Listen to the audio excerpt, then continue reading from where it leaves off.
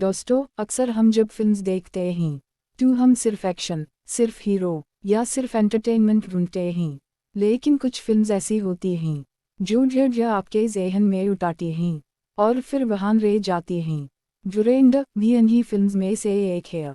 यह फिल्म सिर्फ एक स्पाई की कहानी नहीं सुनाती, बल्कि यह सवाल उठाती है कि असल में वफादारी क्या होती है और कुर्बानी किस चीज़ का नाम होता है। फिल्म का सेंट्रल कैरेक्टर धुरंधर एक ऐसा नाम है जो आम लोग शायद कभी ना सुनन, लेकिन उसके फैसलन का असर लाखों जिंदगियों पार पड़ता है। फिल्म की शुरुआत बिल्कुल धीमी और कंट्रोल्ड होती है। यहाँ कोई भरी भरकम डायलॉग नहीं, कोई लाउड एंट्री नहीं, सिर्फ एक गहरी खामोशी, और उस खामोशी के अंदर छुपी हुई टेंशन। कैमरा जड़ कॉन्फिडेंशियल फाइल्स, सिक्योर रूम्स और कोडेड स्क्रीन्स दिखता है। यह चीज़ें सीधा यह सिग्नल देती हैं कि जो कहानी आप देखने जा रहा हैं वो आम दुनिया से अलग है। फिर हमें धुरंधर दिखाया जाता है। वो कोई टिपिकल फिल्मी हीरो नहीं, ना उसकी एंट्री ड्रामेटिक है, ना ही उसका अंदाज फ्लैशी है। वो बस वहाँ होता है, शांत, फोकस्ड और कंट्रोल में। उसका चेहरा यह बाता रहा होता है कि यह शख्स बहुत कुछ से चुका है।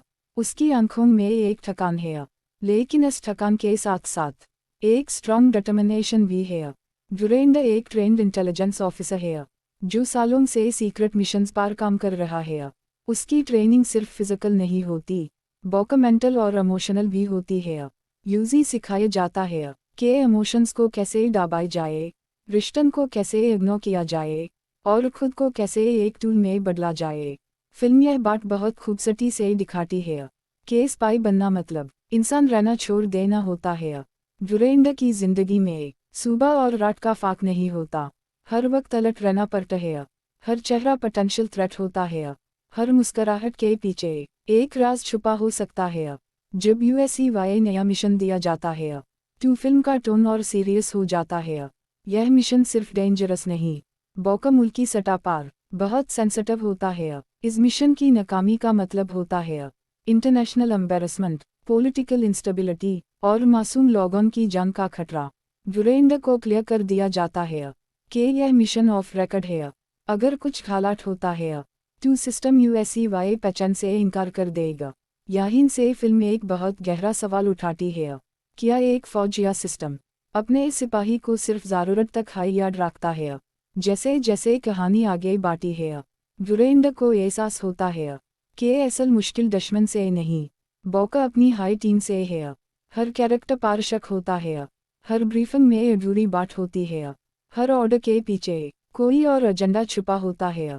फिल्म बहुत कमली यह दिखाती है कि पॉलिटिक्स और इंटेलिजेंस कैसे एक दूसरे में घुल मिल जाती हैं और फिर सच और झूठ में फर्क करना मुश्किल हो जाता है।